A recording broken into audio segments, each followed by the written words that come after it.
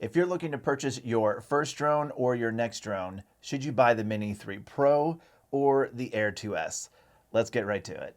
So here are my thoughts. And honestly, whether you already own a drone or not, I believe that everything I'm about to say applies to anyone interested in either the Air 2S or the Mini 3 Pro. And if you're looking for the higher end features in the Air 2S, for the most part, I would have to say they've been packed right into the Mini 3 Pro. And believe it or not, at a lower cost than the Air 2S itself. Now I'll break those costs down in just a second. Yes, the Air 2S is a larger, heavier, more stable drone in the air, especially when there's higher winds.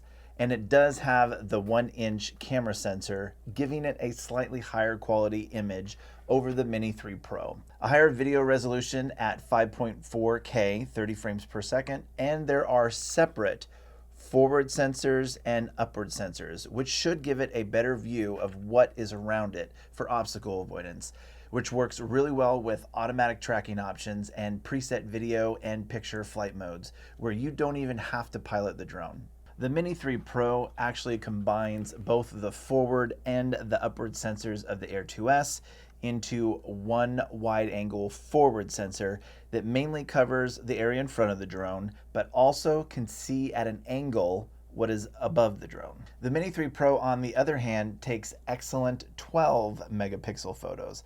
That's right, I said 12, not 48. If you've been listening to any YouTubers in the last few weeks, we have actually broken down the reality. There is no 48 megapixel sensor in this drone's camera.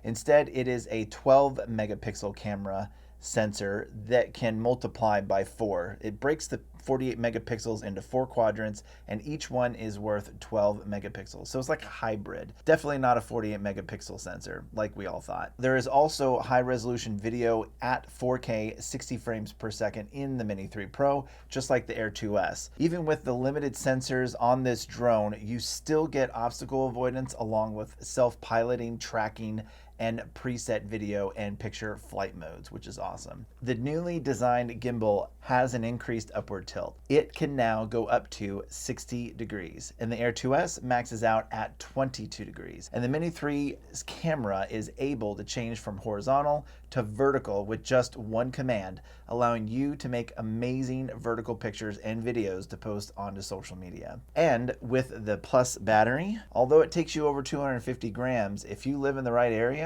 you're now going to get up to 47 minutes of flight time. Compare that to the 31 minutes of the Air 2S. Now let's talk about cost. The Air 2S is the more expensive drone.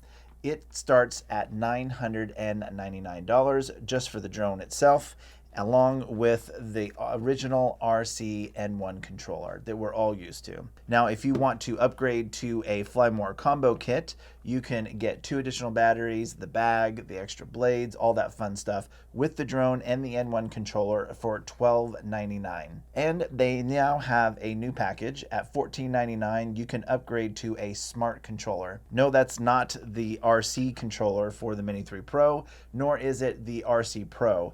It is in the middle of the two, and they call it the smart controller. The Mini 3 Pro actually is a lower cost than the Air 2S. Let me explain. DJI offers 3 tiers or 3 different levels of the Mini 3 Pro. The first one is just the drone by itself. No RC N1 controller, and definitely you're not going to be getting the DJI RC new controller. And that cost is $669. Now, if you want to upgrade to the standard battery Fly More kit, gives you 2 additional batteries, a bag, extra blades, and your charging. For $858, you can have that combo. Now, if you want to do the Plus battery Fly More kit, giving you that 47 minutes, that cost comes to $918. Now, the second tier option that DJI offers includes the drone and the RC N1 controller. Now, entry level cost is $759. And if you want to upgrade again to the standard battery Fly More kit, that total cost would bring it up to $948. And if you want to do the Plus battery Fly More kit, that is $1,008. Now, the third tier is where it gets really interesting.